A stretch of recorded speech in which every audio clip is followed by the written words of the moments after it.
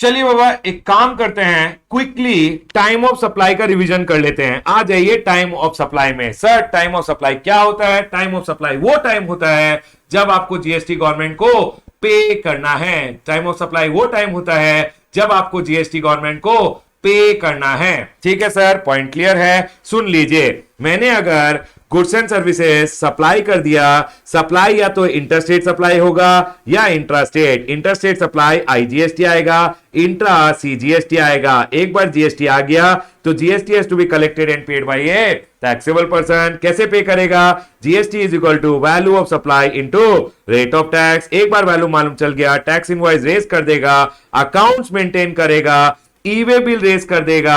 अब गवर्नमेंट बोलता है बेटा तेरा लायबिलिटी आ गया। लायबिलिटी आता है at the time of supply, जब आपका बुरा वक्त आ जाता है। लायबिलिटी हमने सेक्शन नंबर 12 पढ़ा, time of supply with respect to goods. 13 पढ़ा, time of supply with respect to service. 14 पढ़ा, रेट चेंज। सुन लीजिए सर, सेक्शन नंबर 12(1) क्या बोलता है? सेक्शन नंबर 12(1) बोलता है कि आपका liability to pay tax with respect to goods कब आता है? सर आता है at the time of supply. Yes sir, time of supply पे आपको टैक्स पे करने की लायबिलिटी आ जाती है। अब ये टाइम ऑफ सप्लाई कैसे डिटरमाइन करते हैं? सेक्शन नंबर 12(2) बोला कि sir time of supply determine करेंगे सर फॉरवर्ड चार्ज मैकेनिज्म। मतलब अगर मैं एक सप्लायर हूं, मेरे को टैक्स कब देना है? Date of issue of invoice और last date to issue invoice और date of receipt of payment. Sir date of invoice तो जब आपने इनवॉइस रेज किया। Last date to issue invoice क्या होता है? सर जब गुड्स रिमूव कर रहे हो या डिलीवर कर रहे हो या मेकिंग अवेलेबल करा रहे हो। सर अगर कंटिन्यूस सप्लाई ऑफ गुड्स का मामला है, सक्सेसिव स्टेटमेंट, या सर जब पेमेंट रिसीव हो रहा है, या फिर date of receipt of payment which is book entry और credit whichever is earlier. याद रखिएगा सेक्शन नंबर 12(2)(a) और बी बोलता है date of receipt of payment. लेकिन sir for supplier of goods government ने बोला है कि सप्लायर ऑफ गुड्स को एडवांस में टैक्स देने की जरूरत नहीं है। एक नोटिफिकेशन इशू किया और गवर्नमेंट ने बोला कि सर अगर आप एक सप्लायर ऑफ गुड्स हो तो sir you are not required to pay tax on advance and hence supplier of goods date of receipt of payment पे टैक्स पे नहीं करेंगे, वो पे करेंगे as per section number 12(2)(a) जो होता है डेट ऑफ इनवॉइस और last date to issue invoice whichever is earlier. Sir section number 12(3) बोलता है रिवर्स चार्ज के मामले में जब आपको गुड्स मिले, date of receipt of goods, जब आपने पेमेंट किया, पेमेंट मतलब बुक एंट्री और debit whichever is earlier, payment करते हो, रिसिपिएंट हो, पेमेंट करोगे, डेबिट होगा बैंक अकाउंट में, डन सर। और date immediately following 30 days from the date of invoice और other document by the supplier. Supplier ने आपको डॉक्यूमेंट दिया, उस डॉक्यूमेंट से आपको 31 डेज कैलकुलेट करने हैं। 30 days plus 1 day, 31st day आपको लेना है whichever is earlier. Sir अगर date of receipt of goods और सर ये डेट ऑफ पेमेंट और 31st डे बेसिकली सप्लायर ने अगर कोई डॉक्यूमेंट दिया ही नहीं तो सर उस केस में याद रखिएगा अगर ए बी सी एप्लीकेबल नहीं है तो time of supply book entry date of the recipient. जब आप परचेज एंट्री करोगे sir purchase account debit to cash, वो डेट ले लेंगे as the time of supply. उसके बाद सेक्शन नंबर 12(4) आया वाउचर का केस में। हमेशा याद रखिएगा जब आप वाउचर दे रहे हो, अगर सप्लाई आइडेंटिफाइबल है कि फ्रंट पार्टी क्या खरीदने वाला है, जिस दिन वाउचर इशू करोगे वही टाइम ऑफ सप्लाई होगा। सर अगर सप्लाई आइडेंटिफाइबल नहीं है, मुझे नहीं पता कि सामने वाला पार्टी क्या खरीदेगा, तो सर रिडम्पशन डेट जिस दिन वो आके वाउचर को रिडीम करेगा उस दिन आपको मालूम चला कि सर उसने क्या खरीदा, उस दिन आपका time of supply with respect to that voucher आ जाएगा। Sir section number 12(5) residuary case का बात करता है। अगर 12(2), 12(3) और 12(4) एप्लीकेबल नहीं है तो सर क्या करें? अगर आप एक रजिस्टर्ड पर्सन हो तो उस केस में जिस दिन आपने रिटर्न फाइल कर दिया due date of return time of supply बन जाएगा।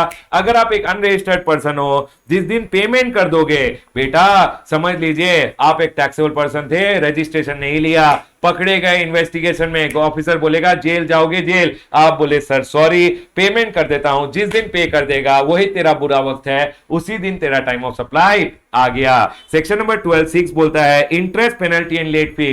मिला तो लायबिलिटी आएगा, नहीं मिला तो लायबिलिटी नहीं आएगा, जिस दिन मिला उसी दिन लायबिलिटी आ जाता है। Date of receipt of interest penalty and late fee. Section number 12(1) बोला liability to pay time of supply पे आता है। 12(2) date of invoice last date to issue invoice. 12(3) reverse charge में date of receipt of goods और date of payment और 31st day from date of invoice by the supplier. Voucher का case में supply identifiable, date of issue, supply not identifiable, date of redemption. 12.5 residuary case, registered person है तो sir जिस दिन return file करेगा, जिस दिन ड्यू डेट ऑफ रिटर्न होगा, और सर अगर अनरजिस्टर्ड पर्सन है जिस दिन पेमेंट करेगा। सेक्शन नंबर 12.6 बोला interest penalty and late fee के केस में sir date of receipt of such interest penalty and late फी।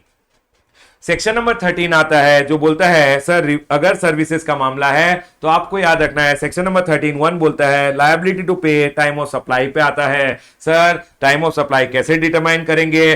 12(2) बोलता है फॉरवर्ड चार्ज मैकेनिज्म। अगर आप एक सप्लायर हो तो जिस दिन अगर आपने इनवॉइस टाइम पे दिया है, सर इनवॉइस टाइम पे दिया है, 30 डेज का टाइम लिमिट होता है। NBFI, NBFC banking company, financial institution, insurance company के पास 45 डेज का टाइम लिमिट होता है। कंटिन्यूस सप्लाई ऑफ गुड्स के केस में ड्यू डेट ऑफ पेमेंट अगर असर्टेनेबल है, ऑन और बिफोर ड्यू डेट इनवॉइस देना है। अगर due date of payment ascertainable नहीं है फ्रॉम द कॉन्ट्रैक्ट, ऑन और बिफोर पेमेंट इनवॉइस देना है। पेमेंट लिंक टू कंप्लीशन है, ऑन और before completion of the event invoice देना है। सर अगर आपने इनवॉइस टाइम पे दे दिया तो डेट ऑफ इनवॉइस और date of receipt of payment whichever is earlier. Sir अगर इनवॉइस टाइम पे नहीं दिया, डेट ऑफ पेमेंट और date of provisioning of service और date of receipt of payment whichever is earlier. Sir उसके बाद लोगों ने पूछा सर अगर 50,000 का बिल बना, सामने वाले ने 49,500 का बिल बना, सामने वाले ने 50,000 दे दिया, 500 एडवांस मिला है। गवर्नमेंट ने बोला चिल्लर एडवांस पे एडवांस जीएसटी देने की जरूरत नहीं है, आप जीएसटी जब इनवॉइस रेज करो तभी दे देना, कोई बात नहीं। उसके बाद सेक्शन नंबर 13(2)(c) बोला सर समझ लीजिए 13(2)(a) date of invoice, date of receipt of payment, date of provisioning of service, date of receipt of payment, ये सारे डेट्स अवेलेबल नहीं है। 13(2)(a) और 13(2)(b) अवेलेबल नहीं है। तो सर अगर एप्लीकेबल नहीं है तो आप एक काम कीजिए, जिसको सप्लाई किया था सप्लायर ने, रिसिपिएंट के बुक एंट्री का डेट ले लिया जाएगा as the time of supply. उसके बाद सेक्शन नंबर 13(3) बोलता है कि सर जनरली अगर आप रिवर्स चार्ज मैकेनिज्म देखोगे, RCM in case of goods होता है date of receipt of goods और डेट ऑफ पेमेंट, और sir 31st day from the date of invoice by the supplier. अगर सप्लायर रजिस्टर्ड है तो वो टैक्स इनवॉइस देगा, सप्लायर रजिस्टर्ड नहीं है तो सर वो देगा एक बिल ऑफ सप्लाई, या एक बिल दे देगा या कमर्शियल इनवॉइस दे देगा। सर अगर date of reverse charge mechanism in case of goods है तो ये लगता है, अगर reverse charge in case of services है तो date of receipt of service नहीं होता, आपको सिर्फ डेट ऑफ पेमेंट लेना है और 31st डे की जगह 61st day from the date of invoice by the supplier ले लेना है।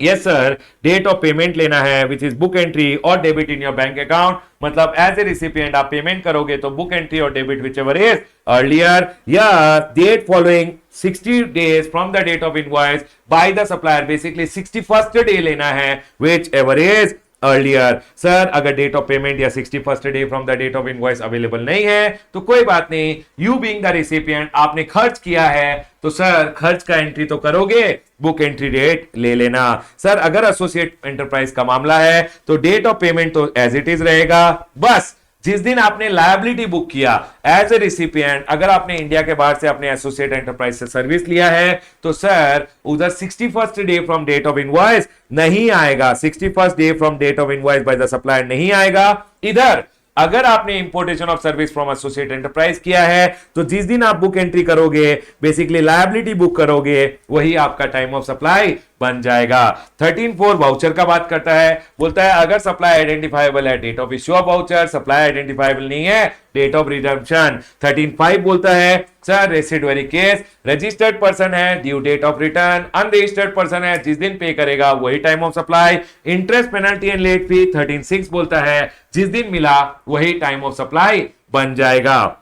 उसके बाद सेक्शन नंबर 14 आता है कि सर अगर time of supply in case of change in rate of tax क्या होगा। आपको ध्यान रखना है एक बात का, अगर सर रेट ऑफ चेंज यहां हुआ है, रेट ऑफ टैक्स यहां चेंज हुआ है, उसके पहले अगर सप्लाई हो गया, goods and service supplied before, invoice before है, पेमेंट आफ्टर है, तो जो बिफोर है वही टाइम ऑफ सप्लाई बनेगा और बिफोर वाला रेट लगेगा। Goods and service supplied before, invoice before है तो डेट ऑफ इनवॉइस और बिफोर वाला rate. Sir goods and service supplied before payment before है, इनवॉइस आफ्टर है, जो बिफोर है वही रेट लगेगा और सर वही होगा time of supply. Payment before, date of payment, old rate. Sir goods and service supplied before है, इनवॉइस भी आफ्टर, पेमेंट भी आफ्टर, विचएवर इज अर्लियर वही लेना है आपको सर, वही टाइम ऑफ सप्लाई बनेगा एंड न्यू रेट लगेगा क्योंकि दोनों इंस्टेंस आफ्टर हो रहे हैं। सप्लाई बिफोर है लेकिन इनवॉइस एंड पेमेंट आफ्टर है, तो इन दोनों में जो अर्लियर होगा वही होगा टाइम ऑफ सप्लाई और जो अर्लियर है बेसिकली इन दोनों में अर्लियर है वही टाइम ऑफ सप्लाई होगा और नया रेट लगाया जाएगा।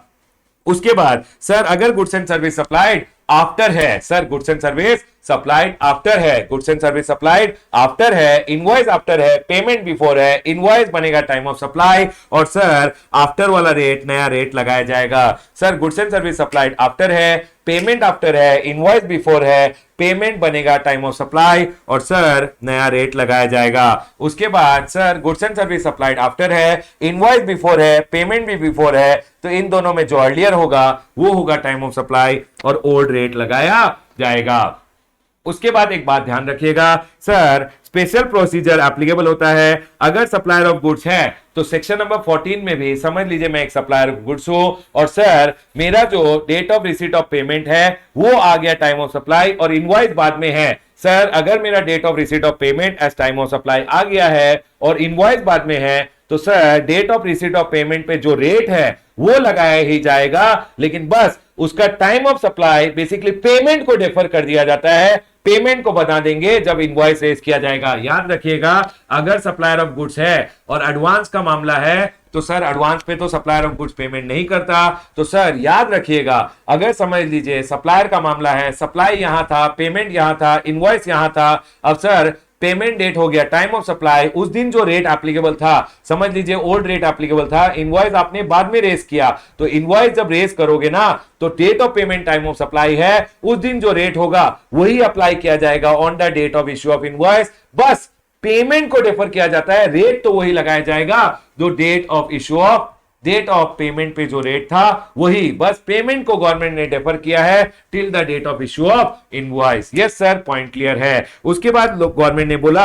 Generally date of receipt of payment, generally date of receipt of payment होता है बुक एंट्री और क्रेडिट व्हिचएवर इज अर्लियर, लेकिन सेक्शन नंबर 14 में जो एक प्रोवाइजो है वो बोलता है सर अगर रेट चेंज हुआ और 4 वर्किंग डेज में अगर बैंक अकाउंट में चेक क्रेडिट हो गया तो sir book entry date that is the receipt of the cheque का एंट्री डेट और credit whichever is earlier book entry date as the time of date of receipt of payment लिया जाएगा। लेकिन sir अगर rate change हुआ और 4 दिनों में क्रेडिट नहीं हुआ, 8 working days, 9 working days, 5 working days में अगर बैंक अकाउंट में क्रेडिट होता है तो सर बुक एंट्री और क्रेडिट व्हिचएवर इज अर्लियर नहीं लिया जाएगा।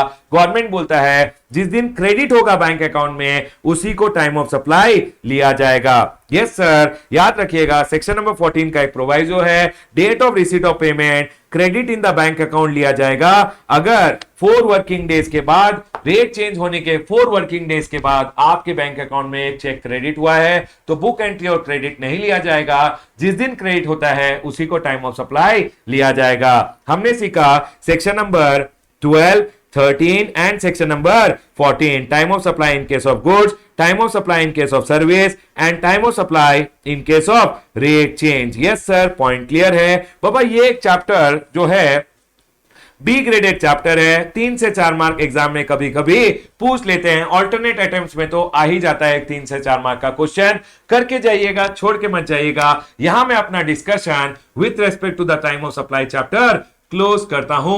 होपफुली आप लोगों को मजा आया होगा। Congratulations people.